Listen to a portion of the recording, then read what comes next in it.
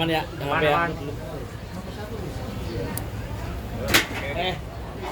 Ya, Pan, mulai Pan.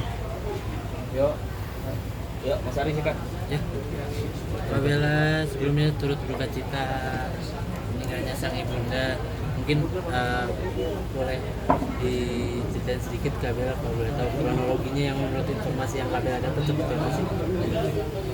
Ya, makasih sebelumnya buat semua rekan-rekan media yang udah datang ke sini. Aku juga kaget kemarin teman-teman aja aku nggak kabarin kan. Aku dengar kabar jam 2 malam, jam 10 pagi aku baru bisa pegang handphone, lihat gitu loh, maksudnya postingan-postingan dan aku posting juga gitu. Jadi benar-benar kaget ya semuanya, benar-benar karena nggak ada sakit sama sekali, nggak ada tanda-tanda, aku nggak ada sakit lah. Jadi kita benar-benar kaget banget.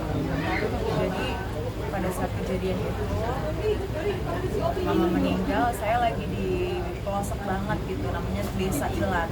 Dari rumah saya yang di Pulau Bulu itu harus naik speed lagi 2 jam, naik speed ikan itu, kapal ikan yang kecil itu, perahu ikan. Nah, memang saya udah bilang sama mama saya, Ma, nanti 3 hari gak ada sinyal ya, Ma, karena di pedalaman gitu. Paling kalau ada sinyal per harinya cuma 2 jam doang, dari jam 6 sore sampai jam 9, dan dari jam 6.30 sekian lah sampai jam 9 aja, 2,5 jam doang. Habis itu seharian bakal mati gitu. Nah, pas saya dapat kabar itu, saya lagi tidur kan jam 2 malam di sana. Jam 2 malam berarti jam 12 waktu Jakarta gitu loh. Ya kaget karena jam 6 sorenya itu kita masih WA ke saya kan, kirim apa-apa gitu, terus bilang hati-hati ya nak di sana gitu.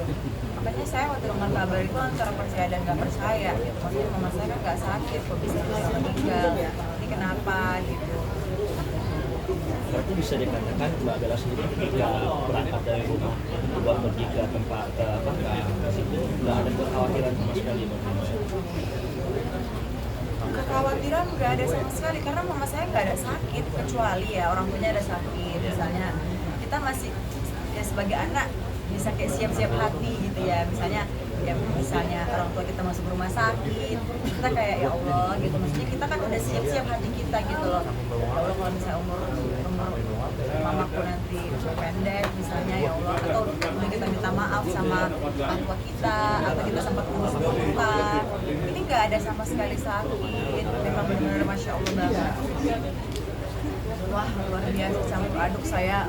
Jadi saya masih sekarang ini kayak badan saya ini masih gimana ya, kayak lemas, gigil, terus kayak nggak ada tulangnya. Benar sih kata orang, memang kalau misalnya kehilangan orang tua itu kayak dunia runtuh, bener banget sih, kayak saya udah alamin. Selama ini kayak misalnya saya dengar orang tuanya meninggal, ya emang sedih, cuman karena saya belum merasa ya, jadi bener-bener saya ya biasa aja gitu sedihnya. Tapi kalau ini bener kayak nggak bisa diungkapkan dengan kata-kata.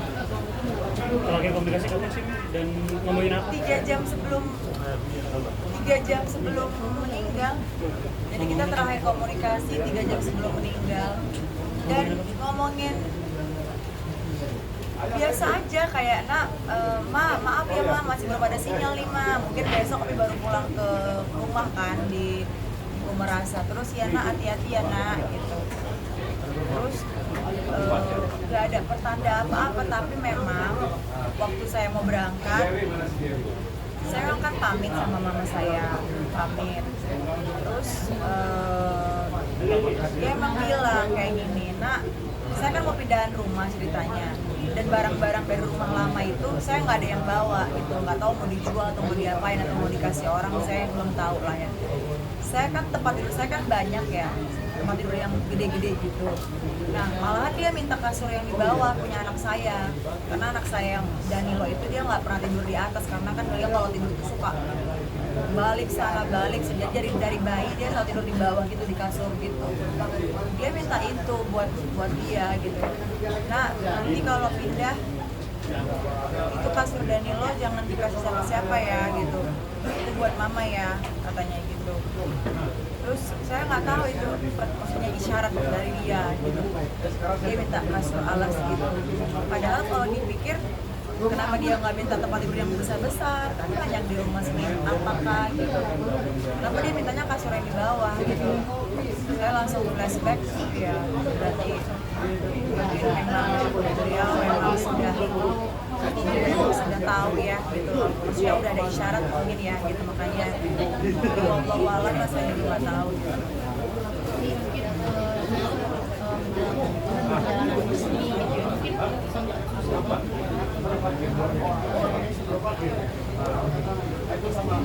Kalau jujur, saya kalau misalnya ada teman gitu ya sekarang masih nggak apa-apa sih, kayak masih yang ngobrol biasa gitu ya.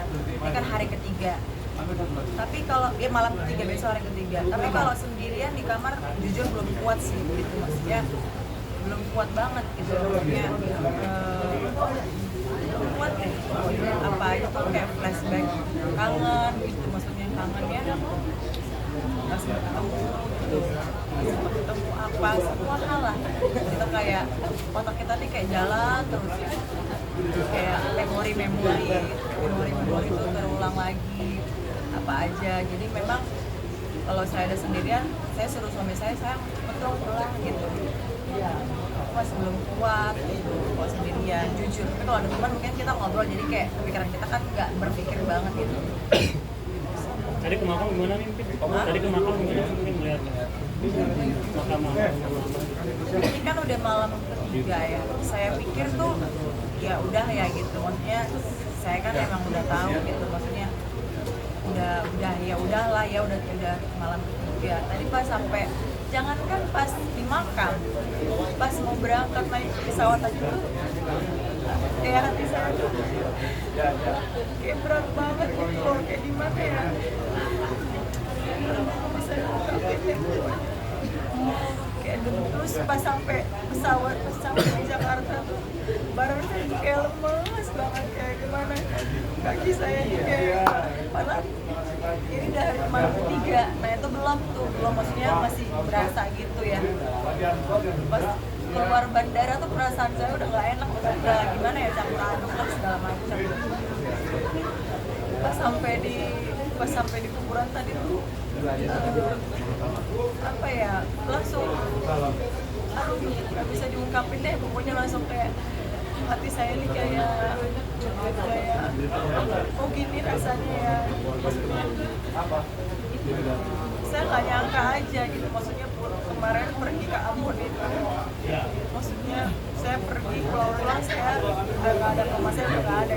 Itu satu hal yang udah tadi saya pikirin ya. Terus saya kayak flashback kemarin waktu saya pergi ke Ambon, ya Allah gitu. Wah, itu terakhir saya pergi tuh dan masih ada mama. Pulang ke sini di Jakarta lagi udah nggak ada mama saya gitu. Maksudnya oh gini rasanya ya, maksudnya campur aduk deh, saya nggak bisa ungkapin, susah untuk diungkapin, susah. Kalau nggak ngerasain itu susah buat diungkapin, susah deh pokoknya buat diungkapin kalau nggak ngerasain.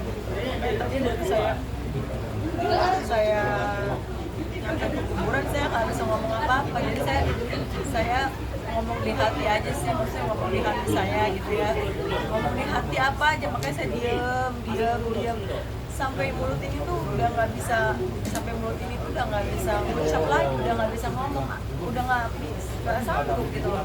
Jadi ngomongnya tadi ngomong apa sampai dari hati. Makanya tadi adik saya bilang, kak udah yuk pulang, kamu duluan aja, aku belum selesai gitu. Karena aku udah nggak sanggup ngomong, tapi aku ngomong dari hati gitu, apa segala macem. Ya Allah, sampaikan ya Allah, sampaikan salam kangen aku, salam rindu aku buat mamaku di sana, sambil aku ucapkan Fatihah dari hati. Aku udah nggak sanggup lagi buat bicara sama ya, tapi datang ya udah nggak bisa. Mulut aku ini udah kayak nggak bisa ngomong, jangan kayak badan aku ini kayak rasanya gimana ya, kayak rasanya nggak ada kelaknya gitu.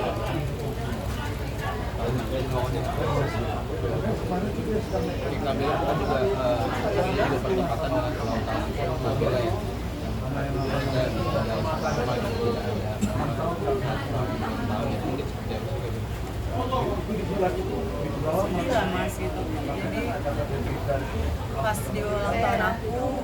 pas juga hari pernikahan mama sama papa, aku ulang tahun ke 34 tahun.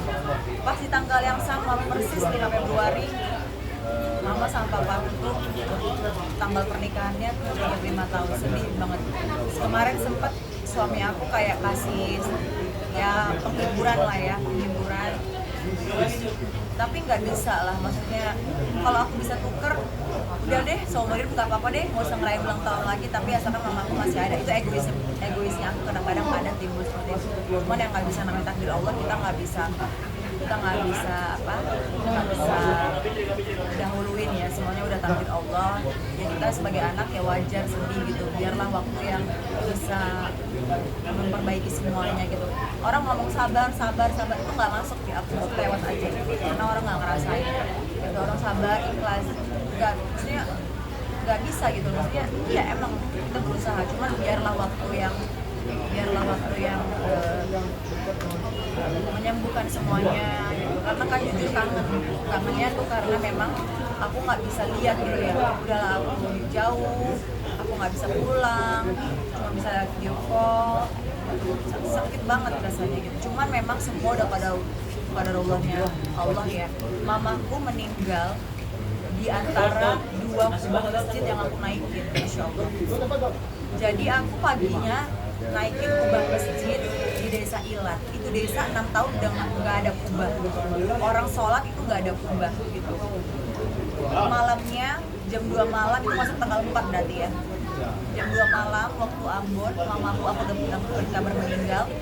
Dan tanggal 5-nya kita ada bangun masjid di sana, dan emang kita mau naikin kubah masjid emang hari ulang tahun aku gitu loh. Jadi memang mama meninggal di antara pemasangan kubah masjid ini. Masya Allah, tabarakallah. Apa ya, itu yang bisa bikin aku kuat gitu loh. Ya Allah, berarti mama ini orang baik gitu loh. Yang satu, kubah yang satu menghantarkan dia untuk berpulang. Besoknya masjid yang kita bangun hadiah buat dia gitu. Ya Allah, itu yang bikin aku kuat, makanya aku bisa sanggup datang ke sini gitu, masih bisa berdiri. Itu yang bikin aku kuat. Ya Allah, mamaku udah bahagia di sana, tapi tetap aja sebagai anak ya pasti sedih lah gitu. Mungkin dengan waktu kali ya pelan-pelan kita kan masih ini kan mungkin masih kaget banget, masih kayak ya kaget lah baru. Terus tadi juga momen pertama kali aku ketemu sama mamaku yang aku pergi ke Ambon masih ada, terus aku balik pulang ke Jakarta udah udah tinggal tanah gitu, maksudnya udah di dalam tanah, cuma bisa lihat tanah tadi. Jadi aku kayak apa ya, masih belum percaya, jadi kayak gitu. Makanya aku kayak antara percaya nggak percaya, ini bener enggak, kadang-kadang ini bener nggak sih, kadang-kadang ini mimpi nggak sih, ini bener nggak sih gitu. Jadi masih kadang-kadang gitu. Nih, tapi mohon maaf nih, mungkin apakah memang sempat ada rencana untuk ada perayaan bareng sama Jadi memang aku ada minta maaf sama mamaku kemarin, Ma, Opi nanti tanggal 30 bakal berangkat, bakal pulang ke sini lagi tuh tanggal 17 baru balik, Ma, gitu. Jadi nanti kita pulangnya aja ya, baru rayain. Memang udah bilang karena emang di sana tuh penting banget kan, emang penting banget kita punya syiar di sana gitu. Terus oke lah, nggak apa-apa gitu. Terus ya udah, kita emang rencana pulangnya lah, biasa kita makan-makan bareng apa. Kabel, tapi memang memberikan hadiah sebuah masjid ke Iya, itu memang keinginan ibu sejak lama atau seperti apa baru bisa diwujudkan? Enggak. Jadi yang saya tahu ya, maaf kalau saya salah. Ya. Menghadiahkan masjid itu kan harus orang yang sudah meninggal, nggak boleh kita mewakafkan orang yang masih ada. Jadi itu nggak boleh. Jadi harus orang yang sudah meninggal. Dan itu masjid itu suami saya yang pasangkan itu, yang alif di atas. Sampai saya naik ke atas, itu saya nggak sadar banget, itu saya naik tinggi banget pakai bambu kan, bambu kayak tangga bambu. Saya naik sampai ke atas tiang gitu, ujungnya. Saya tutup saya ikut suami saya kayak ada perasaan saya harus naik gitu. Terus suami saya yang pasang gitu. Memang begitu kita niatkan sholat sebelum pergi, malam juga sholat. Ya Allah, ini hadiah buat mama ya, semuanya nih pahalanya nih buat mama, hadiah buat mama, hadiah pernikahan, hadiah buat mama, pokoknya hadiah buat mama di sana. Namanya pun mungkin memakai Namanya Rahmatan lil Alamin gitu. Jadi apa namanya ya, seimbang gitu ya. Jadi dengan yang di atas dengan manusia. Itu di Ambon nggak? Di Ambon nggak atau seperti apa? Di Ambon atau Di Pulau Buru, dari Ambon itu jauh, masih 30 menit naik pesawat. Pas kemarin masih dikasih sama suami Saya kan waktu dikasih surprise itu kan saya lagi ngaji, dan yang bikin sedih adalah itu kue. Suami saya kan emang tahu saya bakal ulang tahun di sana. Itu kue gede banget tuh, 2 tingkat, sampai orang aja bergotong-gotong bawanya. Itu kue awalnya tuh foto saya, dan udah 1 hari sebelum itu tuh udah selesai, happy birthday my wife. Pas H-1 sehari itu dirubah semuanya desainnya. Di atasnya fotonya diganti sama foto mama saya, foto keluarga lah, turut berduka cita gitu. Itu yang bikin sampai orang yang bikin kue aja sampai posting-posting kan, ya Allah seumur hidup baru kali ini kerja kue itu menangis gitu, baru kali ini bikin kue sambil nangis. Banyak banget story kue ini gitu, dari yang awalnya happy birthday istriku jadi berganti turut berduka cita. Itu kuenya gede banget tuh, tingkat 2 gitu kan gitu loh.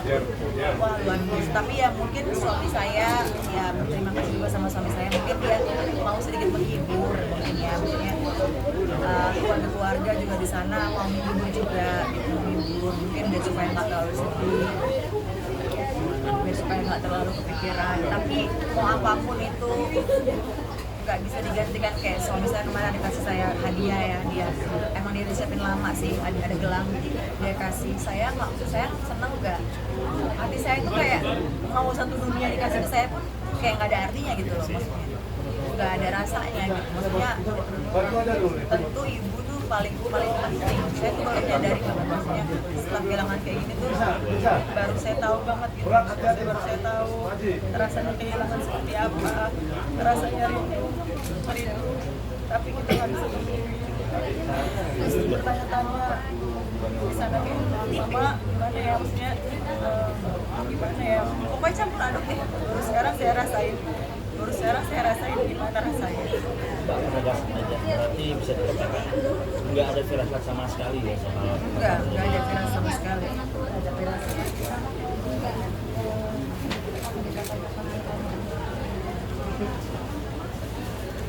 Mama itu kan, saya ini anak pertama ya, gitu loh. Mama ini anak pertama. Nah, mama itu orangnya baik, gitu. Terus dia memang agak tegas gitu loh, kalau dia sama orang-orang yang dia misalnya salah, dia pasti ngomong salah. Terus kemarin waktu mama pernah operasi, pokoknya banyak hal lah kita udah laluin gitu loh. Terus dia sayang banget sama menantunya, dia sayang banget sama cucu-cucunya, orangnya perhatian. Terus dia itu orangnya sederhana banget, Masya Allah banget, sederhana banget, kerja keras. Nah itu yang paling saya ingat dari saya kecil, kerja keras, mandiri juga, sebagai perempuan mandiri ya. Terus gigih banget. Dia tuh kadang-kadang susah buat dilarang. Kadang-kadang dia suka misalnya buka usaha ini, nanti udah selesai mama mau buka warung beras tapi itu biarin aja karena itu memang dia hobi gitu. Nanti udah mama kayaknya jangan deh, mama mau buka ini aja, kopi kemarin buka kopi, sudah udah berapa bulan kayaknya sepi kak kopi itu kak gitu. Mama kayaknya mau jualan pempek deh kak gitu, suka dia gitu. Maksudnya kita biarin aja, biar supaya orang tua itu mungkin nggak stres gitu ya, biar dia hobi nggak apa-apa gitu loh. Emang dia seperti itu. Kadang-kadang ini ada satu hal yang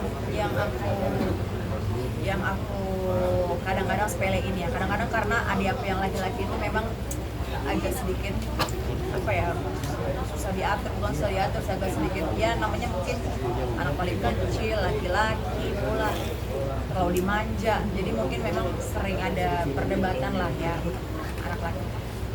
Jadi kadang-kadang aku sampai saking aku udah kesel sama adikku itu, jadi kadang-kadang aku udah bukan gak aku berisi, udah capek gitu loh.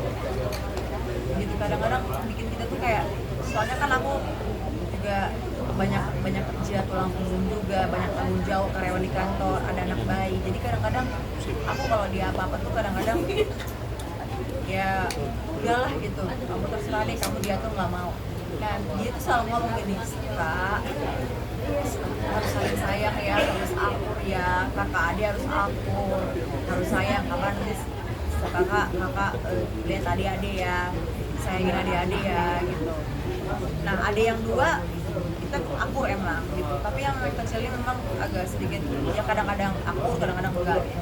Tapi tadi memang saya di kuburan saya udah janji sama mama saya, dalam hati saya bilang, Ma, Opi anak paling besar, mama kan udah nggak ada, Opi janji Opi akan jaga adik-adik semua, kita akan akur-akur, Opi akan ngayomi, Opi akan rangkul, Opi akan jaga, pokoknya tanggung jawab deh sama hal apapun buat adik-adik semua. Tadi aku udah ngomong sih dari dalam hati aku, makanya tadi aku diem aja situ sampai kayak lagi ngomong dari hati ke hati sama mamaku gitu tadi. Jadi itu sih pesan mamaku, cuma itu doang. Karena memang dia sering tahu kita memang kadang-kadang sering akur enggak ya, namanya kakak adik biasa ya kayak gitu. Tapi tadi aku udah bilang, Ma, apapun yang Opi misalnya dapetin, rezeki dari hasil kerja Opi, apapun itu, pokoknya Opi bakal jaga adik-adik gitu, bakalan lihat adik-adik gitu sih. Kalau keinginan atau cita-cita mama yang lebih capai atau mungkin ada nggak sih ini? Kalau cita-cita mungkin nggak ada ya, maksudnya alhamdulillah kita juga baru pulang umroh juga 3 bulan lalu. Cuman satu hal yang bikin saya sedih gitu,